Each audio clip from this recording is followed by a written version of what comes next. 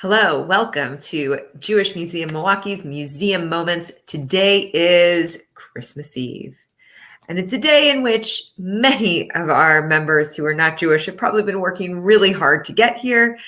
And for Jewish people, this feels like a real break, or at least for me, it did. Usually on Christmas Day, Jewish Museum Milwaukee is open. And we invite people to come in and check out whatever our special exhibit is. Often you'll find Molly and I making popcorn. Molly's the popcorn maker. I just deliver it. We'll have set up some sort of movie that's thematically connected to our special exhibit.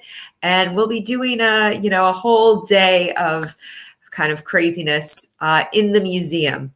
And it's one thing that we hope people look forward to in non-quarantine times, as they're called, to do on Christmas Day.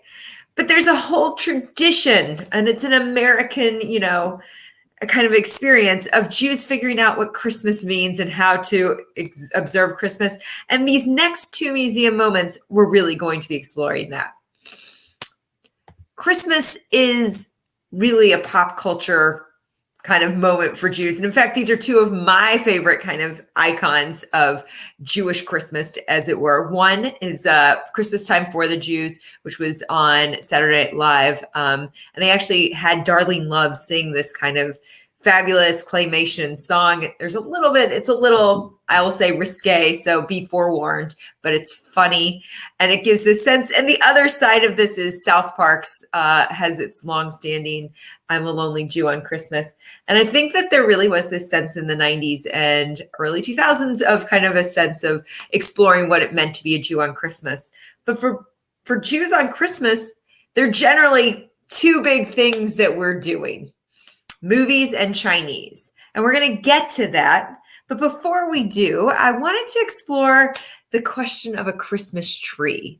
And I actually, in doing the research for this, discovered that this idea of Jews and having Christmas trees is not a wholly American concept. In fact, it was an old world concept. And in fact, here is Mr. Theodore Herzl, the father of the modern Zionist movement, writing in his journal in 1895 that a Rabbi Gudeman had come to his house and he seemed upset by the Christian custom. Well, I will not let myself be pressured, but I don't mind if they call it the Hanukkah tree or the winter solstice. That he was feeling a little bit like judged because he had a Christmas tree. And in fact, in looking in the research, in 1928, the Wisconsin Jewish Chronicle published a whole article by a woman going back and forth about whether people should have Christmas trees or not. Clearly, this was a sense of question in Austria in the 1890s, and it continued to be a sense there. And I think many families, because many Jewish families have many cultural traditions that are now part of them, the Christmas trees become part of the observance. If that was kind of the culture you were brought up with. But clearly for Theodore Herzl, he was a little bit defensive here. So let's get to those real tropes of Jews and Chinese. This is a picture from an archive, and it is kind of, that's what we think of, Jews and Chinese. And in fact, records bear this out, that this Christmas Eve, Christmas Day are the two biggest days of Chinese food eating in the year. And it really is a big boom in their, in those restaurants calendar. Google did a search history a couple of years ago, or actually every year, and there is a spike around Christmas. It is a massive spike on how many people are searching. All of things like Postmates and Grubhub indicate that there's more Chinese being delivered around this time of year. So it's not just Jews, but I think that this really is one of those things that talks about an immigrant legacy, and it talks about how these two groups really formed themselves in the United States. In the early part of the 20th century, in the late 1800s, early 1900s, millions of people are coming to this country. There is actually limited Chinese immigration. There is a lot of Jewish immigration, and the limited numbers of Chinese people who can come into the United States, many of them settle right next door to Jewish people on the Lower East Side of New York. And They're establishing all sorts of businesses next to each other. Restaurants are some of those. The other big group in that neighborhood is the Italians. However, it is very apparent that Italian food is not kosher because there is a lot of mixing of meat and milk, which I'm sure all of our Italian friends and many, many of my Jewish friends can tell me that, yes, delicious, delicious Italian food. With Chinese food, there is no dairy in the food to begin with. So you have this idea that one sociologist put of making something called safe treif. It's treif that doesn't entirely look like it's not kosher. And in fact, if you think about the way Chinese food is packaged, many of the things like wontons or egg rolls, which may or may not contain pork, are hidden. So it's kind of hidden away, so people didn't always understand what they were eating, and they kind of were okay with it. It was a way of showing that they were becoming part of the American culture and American tradition. And in fact, as early as 1899, the American Hebrew Weekly is saying, hey, you need to watch what you're eating and stop patronizing non-kosher restaurants, and specifically calls out Chinese restaurants. And there is this real sense that maybe this is a danger to Jewish cultural practice. Thanks, Brittany and Mitch, for joining on. And yes, that is yet another. So everyone check out Brittany's link that she shared for Jews and Christmas. So in Milwaukee, actually, before I even get to that, I have a short clip of just the predominance of this idea. This is Elena Kagan's confirmation hearings when she was being confirmed to the Supreme Court. I just ask you. And we'll give it a second while it loads. Of course, this is the moment when my computer is doing more than it actually thinks it should. We're right on Christmas. Yep, that's Lindsey Graham. She's a great laugh. Like all Jews, I was probably the Chinese restaurant. Great answer. And it's one of these things that it's so much a part of our cultural identity that Elena Kagan is asked about it in her confirmation hearings. In Milwaukee, the first Chinese restaurant was a place called Charlie Toy's Shanghai Chinese Restaurant. And it was located on Plankington Street downtown. It started out as a small restaurant, but you could see it grew. And by 1913, it has a gaming house, it has a theater, there are a number, and it's kind of got this beautiful, lavish interior. There are a lot of different elements to the Charlie Toy's Shanghai Chinese Restaurant.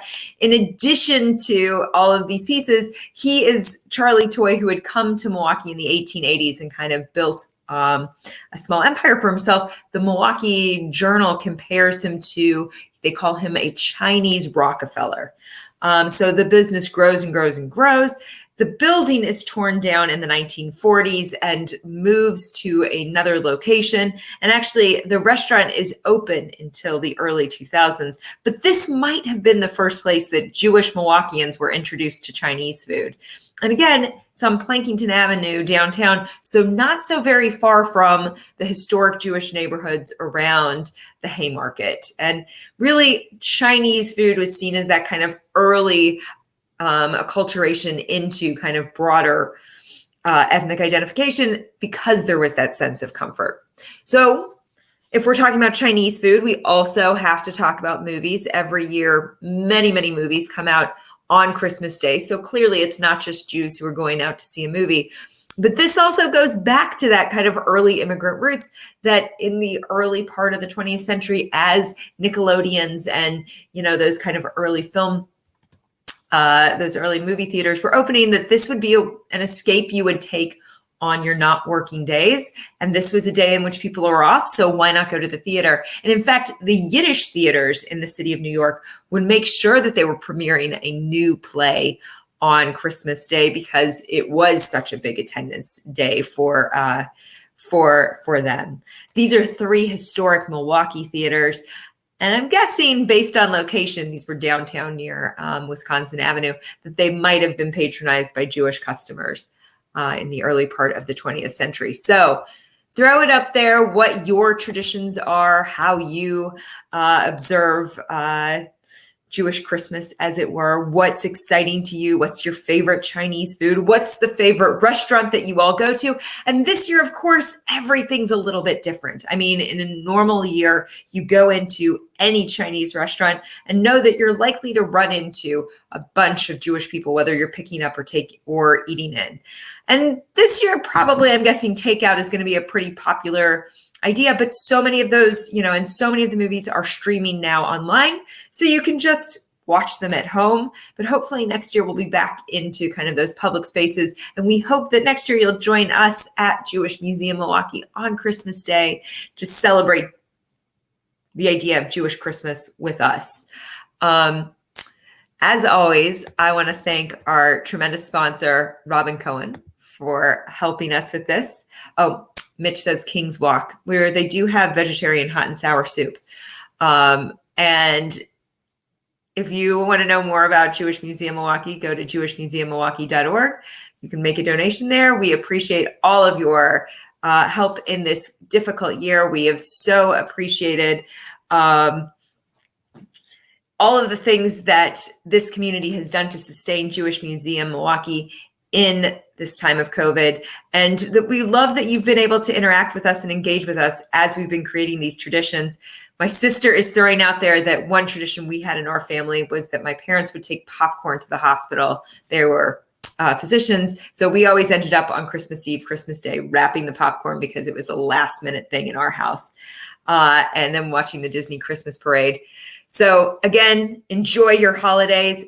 Thank you so much for sharing this moment with me. And we will see you in I still have one more this year.